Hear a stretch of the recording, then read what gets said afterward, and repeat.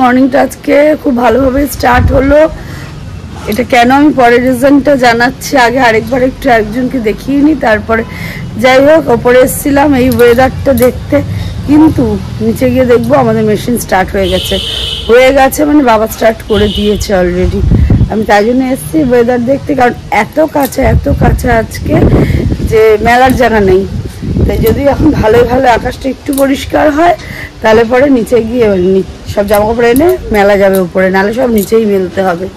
আর এই কারণেই আমি সব রাতে কাছি, সারা মানে রাত্রিটা ফ্যান চলে, এঘর ওঘর করে মেলে দিই। কিন্তু আজকে তো তাই হয়নি, আজকে যা হয়েছে বাবা সব সকালবেলায় দিয়েছে।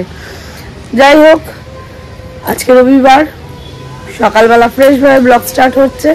আগে দেখো কি হতে চলেছে। করবো চিংড়ি মাছের মালাইকারি, ওই জন্য তাড়াতাড়ি যাই একটু গরম মশলা কিনে আনি, গরম মশলা একদম অভাব পড়ে গেছে। ও থ্যাংক ইউ। আরে আমি জুতো পাচ্ছি না, দাঁড়াও, থ্যাংক ইউ। তো ওই জন্য বলছি দুধ করে জুতোগুলো কিভাবে রাখে রে বাবা। ঘড়িতে বাজে 3:10, এখন আমি খাবার নিয়ে বসলাম, ডাল ভাত আর পমফ্লেট মাছ। আজকে এমন মেনু হয়েছে না, পমফ্লেট মাছটাও আমি খাই না, বিরক্ত লাগছে পমফ্লেট মাছ খেতে। যাই হোক, কিছু করার নেই, এই দেখে আর খাবার। চিংড়ি মাছের মালাইকারি, টক ডাল আর এই পমফ্লেট মাছ খেতে হবে আজকে আমাকে, এমন জ্বালাতনে পড়েছি।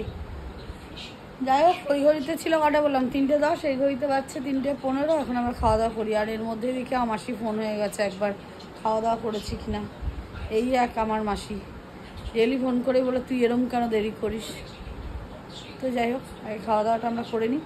ওদিকে ম্যাডামও বসে আছে আমার জন্য মুখ ফেটকে, ওনারও একই অবস্থা খাওয়া নিয়ে আজকে। ওনার আবার খাওয়া দেখে কান্না পাচ্ছে। যাই হোক, খাওয়া দাওয়াটা করে নিই। আর আমার অপদার্থটা ওই যে ওখানে শুয়ে রয়েছে, সারা জীবন শুয়েই কাটালো, পড়াশোনাটা কতদূর দৌড়বে কে জানে। আপনাদের কাছে যদি যোগাযোগ থাকে, সরকারি লাগবে না, বেসরকারি মেয়ে অফিসে কাজবাজ করে তাহলে আমার ছেলের সঙ্গে যোগাযোগ করবেন। কি বলছে এখন মনে হচ্ছে 10 বছর পর বুঝবে।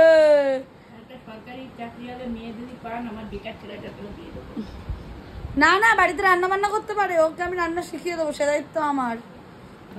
মানুষ করবে আর রান্না বান্না করবে। যাই হোক, আপনারা বলবেন, যোগাযোগ করবেন 10 বছর 5 বছর বাদে। এখন যা হোক একটু ঠেলে গুঁতে পড়াশোনা করাচ্ছি, করুক যদি করে, দেখি। আমি খেয়ে নি আগে, ভীষণ চিন্তিত আমি ছেলে নিয়ে। এমনিতেই ঘুম থেকে উঠি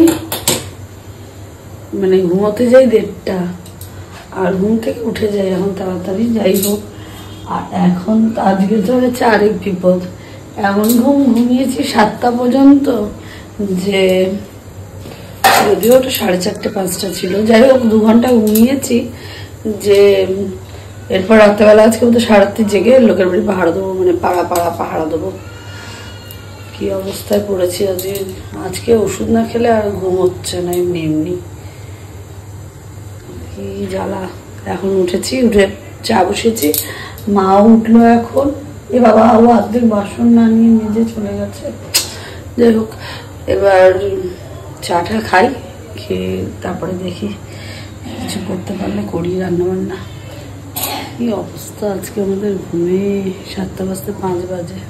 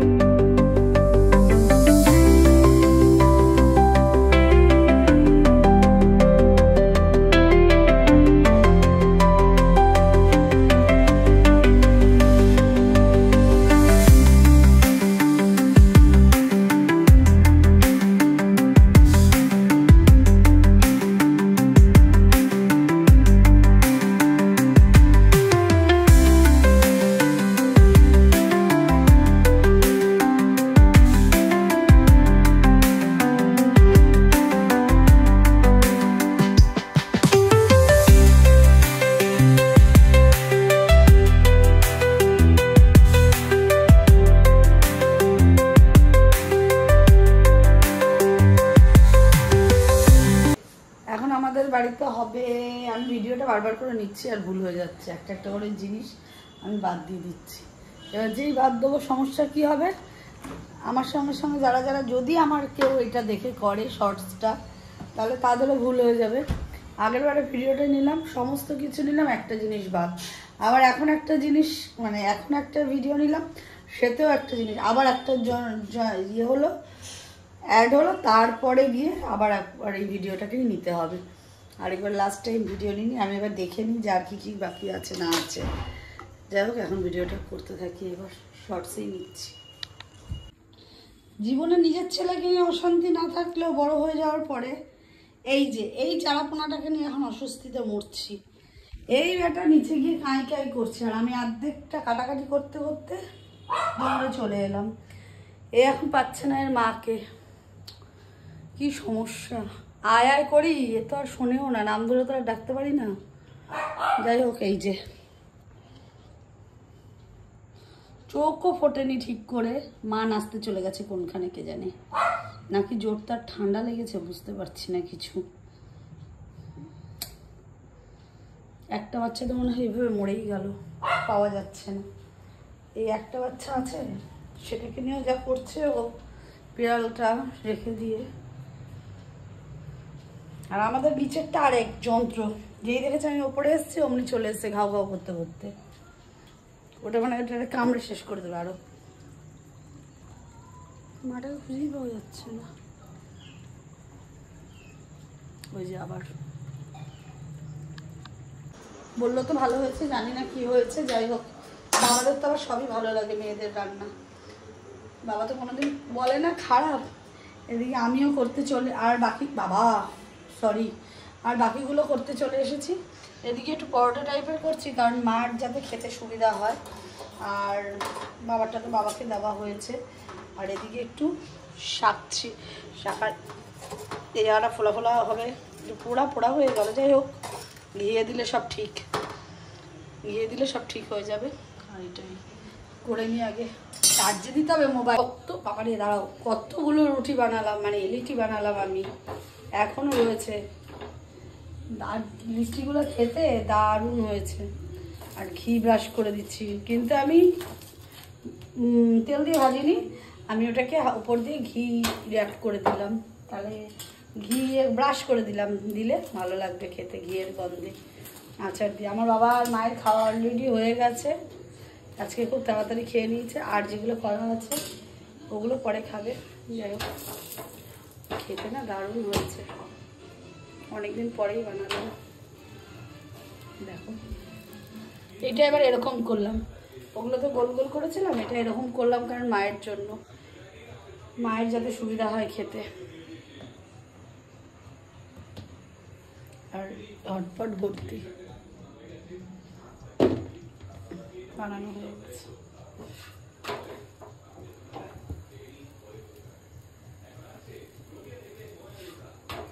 বাড়ি নিয়ে আরো যাবো একটু ঘুরতে ছেলের সাথে, এদিক ওদিক ঘুরে চলে আসবো।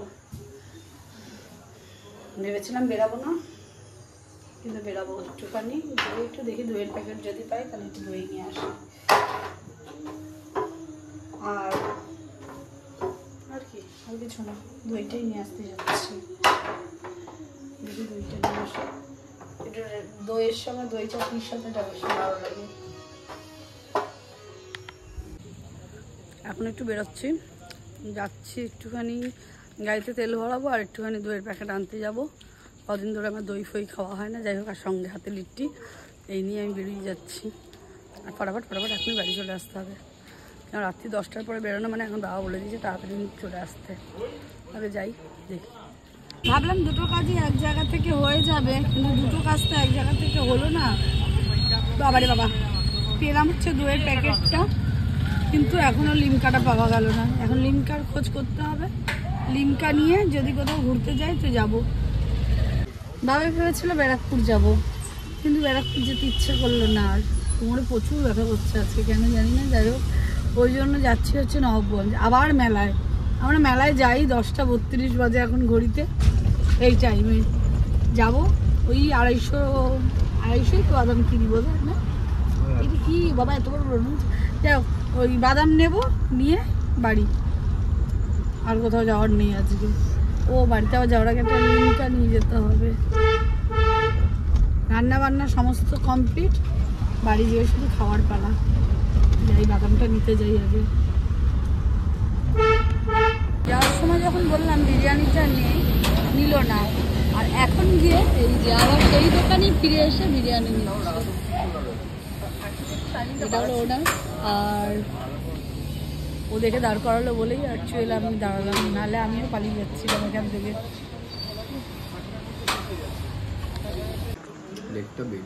রাত হলে তার খাবার বাড়ে, আর চর্বিও দিয়েছে মাটনের। এখন বিরিয়ানি খাওয়া শুরু হয়ে গেছে। চলো আগে খেতে ফেতে দিয়ে নিই। ঘড়িতে বাজে এখন 1:05। এলাম খাবার নিয়ে, একটা এডিট কমপ্লিট করলাম আর এখন একটা এডিট করব। এখন খাবার নিয়ে রেডি হলাম। যাই হোক, এই যে ছাতু পরোটা আর একটু চা করবো আর আচার নেবো। যত উল্টো পাল্টা লেভেলে খাওয়া দাওয়া, তো এখন করে নিই। চাটা বানাচ্ছি এখন। চায়ে কেউ নুন দিয়ে খেয়ে দেখেছো? কখনো চায়ে একটু নুন দিয়ে খেয়ে দেখো, এটা পাঞ্জাবি স্টাইল, ভালোই লাগে। আমি শিখেছি সিমরানের কাছ থেকে। যাই হোক, চিনি যেরকমটা সেরকমই পড়বে, কিন্তু চায়ে একটু নুন দেওয়া।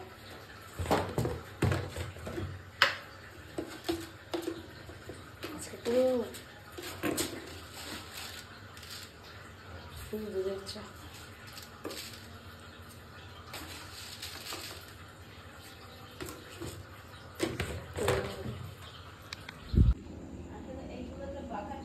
তাহলে ডিনার নিয়ে বসি। এখন কটা বাজে? 1:05। খেয়ে নিই আগে।